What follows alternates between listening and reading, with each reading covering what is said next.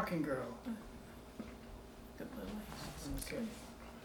This is Father Brad Matthias from St Margaret Anglican Church, and I'm in the home of Bob and Claire Wilkinson, who are gracious enough to let me interview them today. Say hi to the camera. Hello, camera. Hi, Father Brad. Yes. And someone's asleep on your lap, looks like. This is Lily. Yes. Lily is the boss. She's the boss. She runs the show, and she's 9, going on 10 years old, and she's a good girl. Oh. She's a really good girl. She does the things that I really think girls should do. Really? She cheers me up. Uh-huh. She's always glad to see me. No matter if I'm late or early, she's happy to see me and runs right up, jumps into my arms, and if I'm going anywhere in the car, she wants to go with me. And other than that, Oh, she doesn't care if you leave your dirty clothes on the floor. no, she never complains if I mess the house up and don't clean it up.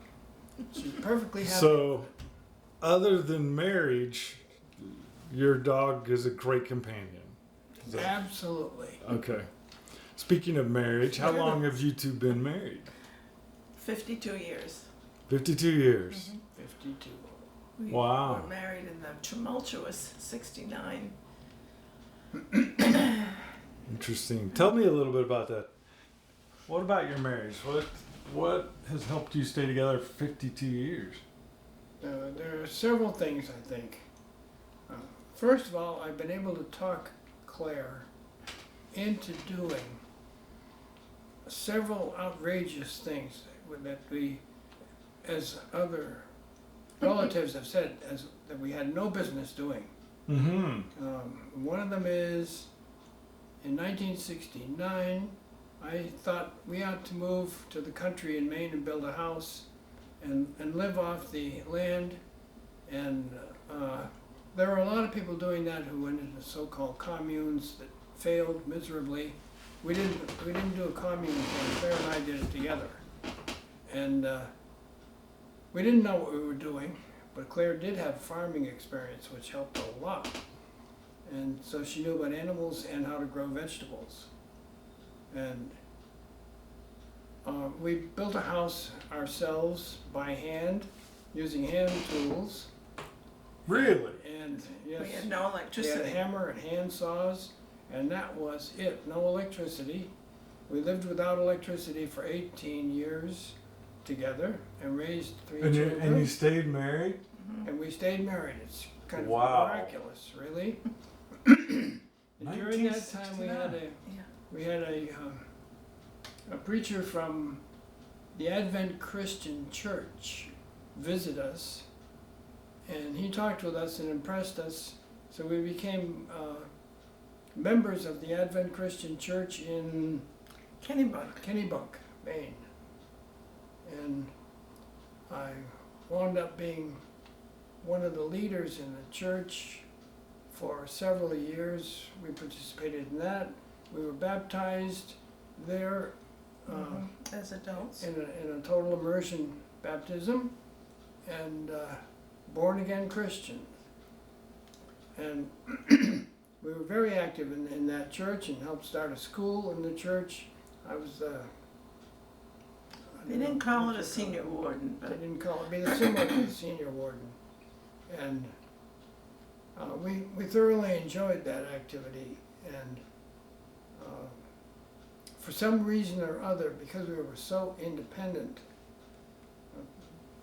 because we were doing everything by hand still on the farm with no electricity, people thought we were kind of interesting because of that. Oh, I can imagine. Yeah. And so we had a sort of independent kind of credibility there that worked okay for us. And then we went to another whole different cycle. I decided that I would like to build a boat.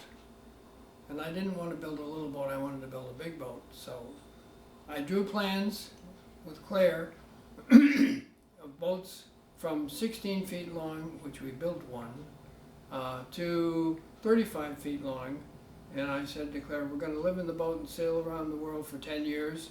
And if you'll do that with me and help me build the boat, then I'll go anywhere you want after 10 years. And Claire said, okay. It's a No, deal. Wait a minute, there's a big jump here. Yeah, let me get There's this a jump. straight, and you can just look straight at me. You don't have to worry about the camera. So, you were for 18 years. You were in rural, wilderness type Maine, Right. Right. 100 Raised- acres. raising 3 kids on 100 acres with no electricity. Right. Did I get all Right. that straight? Yeah, That's 100 right. acres in the middle of 2,300 acres, and we were the only house. Because Maine's been, it's known for its harsh winters. Yes. Oh, yes. Yes. The First, local people said that they thought that Claire must be part Eskimo to live with me out there, because we were 2 miles from the nearest electricity, and we had to walk out the road. It was not plowed, and the first winter was the worst winter we had in the whole 18 years.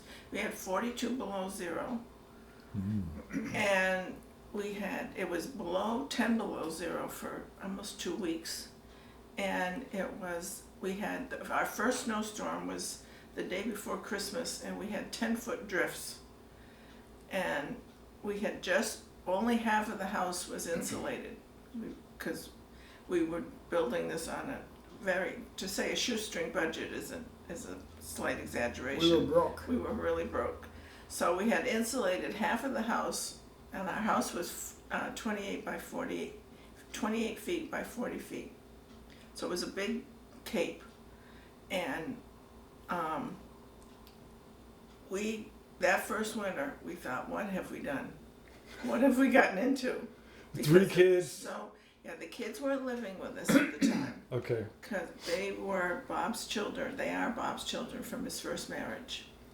And so that first winter, they were with us in the summer when we were building the house.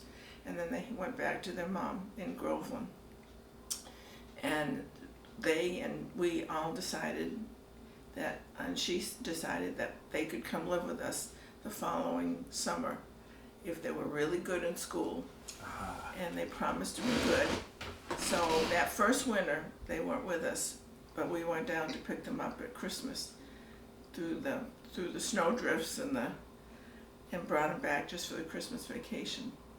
So your marriage survived 18 years in that environment, which in the that'd be early 70s, mid 80s you got into. Exactly. That wasn't a common thing to go off grid or No. what the home, what they call home staking, or there's different Homesteading, terms. yeah, right. Homesteading. Yeah, there's a lot of different Especially, popular things now, but this was some time ago. It's just, right, and especially because we had no money. I had no inheritance. It was an interesting thing. Neither of us had any money we inherited. So we went to live in this place when we had $700 total, absolutely flat out, and we spent that on salvaged wood and salvage from other houses. Claire knew a salvager, and so we bought $700 worth of stuff, which was windows and wood and beams and all kinds of things. soapstone sink, Soapstone, cook sink, stove, old cook stove. bathtubs, beautiful bathtub. stuff. We got a lot for $700. Beams. Yes, and railroad ties, many, like 40 railroad ties, which actually were the foundation of the house which we built. We just dug 4-foot hole pits, put the railroad ties on end, sticking up on a big flat rock 4 feet down, and then we filled around it, and that was the support for the house.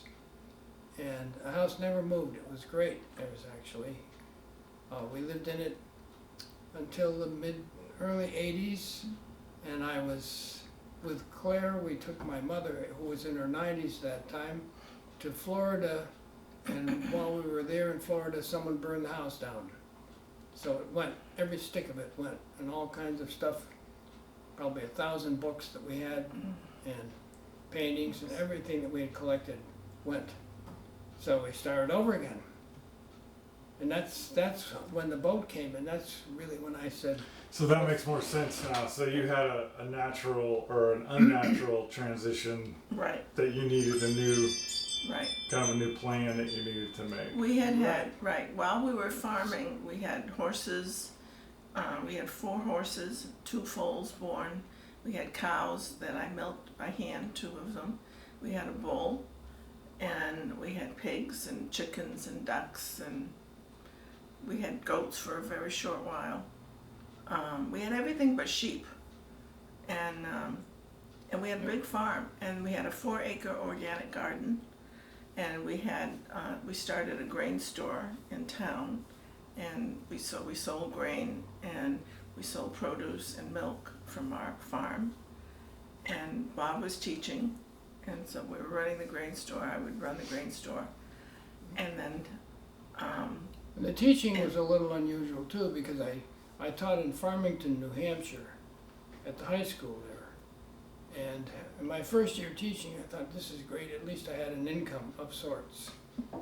It was in a school that was the lowest paid teachers in New Hampshire. They had not had a raise in 3 years. And so I get into the school, and we have a teachers meeting in the first week. And the teachers said, in their meeting, we're going on strike. And I was really astounded, because I needed the money, even though it was just a little. And they said, well, we're going on strike. And then they said, you apparently have, I had had 12, 13 years experience in the classroom at that point. And they said, so we're electing you to be chairman of the Teachers Association here. So I eventually was elected to be the head of the Teachers Association in southern New Hampshire, but that was not my plan. And I led the strike, which was the only strike ever in the state of New Hampshire. which ended up being in February. It was February, so cold. using our brains, we naturally had picked the coldest and worst time of the year to be out on strike, stomping around, holding up placards, etc. Well, but everybody went on strike. Even the school nurse went on strike with them. we told the school nurse to go to school in case any kids showed up, so they would have a nurse there. But everybody else was totally out. Yeah. Anyway, that turned into be more of a disaster than we thought it was going to be. It's a long story. Okay, so you've had a couple of significant shifts or seasons, as you put it, in your married life. Right. So how did you get to the Virgin Islands and build a boat? Tell me about that. Okay, we lived in Florida for 10 years, and our first year in Florida, our second year in Florida, is when we built the sailboat. And we were renting a house down there, and we built the boat in our backyard. Bob's aunt passed away and left him, what was it, $15,000? She left $10,000. $10,000, and we used that to buy the materials to build the boat. And well, we didn't say this, but the house, the whole house, and the barn, because somebody gave us a mill, the whole house to build, including everything, was $1,500. Oh wow! Yeah, we did a cost on it, and even including the nails, it was $1,500 to build the entire house, and we built a barn for $800, and it was a good-sized barn actually, with a gambrel type roof. It was nice actually, very nice. So if you want to build something on a shoestring, yeah. But we learned to build because everyone said you can't do this. Right. Everyone said you don't know what you're doing. We didn't. But I talked to a builder, and the builder said, "Can you read?" And I said, "Yes." And he said, "Oh, well, you were taught back in the good old days when they taught arithmetic, right? And can you add and subtract and divide and multiply?" And I said, "Yes." And he said, "Well, if you're living out there were no computers in these days. He said, you're living out there, you can just do by hand the calculations, so you can build a house. And that encouraged me. So we got a book on house building, and we followed it, how to build a wood frame house. It cost $1 from the government. One thing I had from the government that was good. And basically we used that and we built a house. And even that is a story, because when we wanted to build the house, we thought we'll just get started. And they came from the town and said, you need a building permit. And I said, oh, okay. So we found out who was the local building permit inspector, and we made an appointment with him. And this is true. A friend said, you know, I know him pretty well. Says, if you take a bottle of Jack Daniels with you when you go for the building permit, and if you can arrange to meet with him in his house, just go in his kitchen, set down the bottle of Jack Daniels, and it'll make your permitting go much better. So we did that. And we walked in there and we talked to the man. We'd never met him before. And I plucked the Jack Daniels on the table and didn't say anything. And he said, I assume you have a plan for what you want to do. And I said, in my head. And he said, that's not enough. So he said, you're going to have to give me a plan. So he pulled out a tablecloth napkin. And he said, can you draw me a plan? So I drew with a pen a plan showing 28 by 40 foot rectangle, and I invented a bunch of things. I said these will be the doors and the windows, and this will be where the bedroom is, the kitchen. Bedroom and the kitchen. I just invented all that stuff off the top of my head, and roughly drew it on the napkin. And he looked at it and he said, looks like you know what you're doing. Okay, I'll give you the plan. So he gave me the permit. It cost me $10. Now you got to remember, this was in 1969, and it was $10 for a building permit. And we were never inspected because we were so far away from the beaten path. It was 2 miles to our house, down a road that there was nothing else on. And we managed to survive that, and the house actually ended up being just about what we drew. Yeah. So, along those same lines, we lived in Florida, and we had jobs in Florida. We worked for, we were construction managers for the building of a multi-million-dollar house in a place called Ocean Reef, which was in North Key Largo. And we worked for this really nice family for 4 years. We were the construction project managers for the construction of that house, and then we stayed on and maintained it. And I was his, secretary. I would cook for them when they had dinner parties. Bob took care of the boat and ran the boat for them, and we just did everything that they needed done. Picked them up at the airport at 4 o'clock in the morning when they came in from Canada. They had a dual citizenship and they were great.